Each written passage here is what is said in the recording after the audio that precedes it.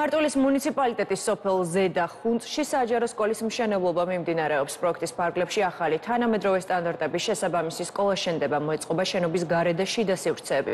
სამუშაოები სამეგრელო ზემოსვანეთის სახელმწიფო რწმუნებული მარტვილის მუნიციპალიტეტის მერთან ერთად გაეცნო. პროექტს საგანმანათლებლო და სამეცნიერო ინფრასტრუქტურის განვითარების სააგენტო ახორციელებს. პროექტი ითვალისწინებს სკოლის შიდა და გარე სივრცეების სტანდარტების შესაბამისად მოწყობას. ადრე არსებული სკოლა ავარიული იყო და საფრთხეს უქმნიდა ბავშვების უსაფრთხოებას.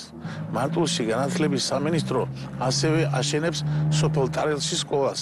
ჩვენ გასულ წელს ამავე მუნიციპალიტეტში დავასრულეთ 4 საჯარო სკოლის მშენებლობა. ბავშვებისთვის შეუძლებელი იყო აქ სწავლა, დღეს კი განათლების სამინისტროს დაფინანსებით სკოლა, რომელიც აშენდება, იქნება კომფორტული, თანამედროვე სტანდარტების შესაბამისი, რაც იმას ნიშნავს, რომ სოფელში კიდევ ახალი ცხოვრება, ახალი სიცოცხლე გაგრძელდება და ეს არის ძალიან მნიშვნელოვანი ჩვენი მუნიციპალიტეტისთვის.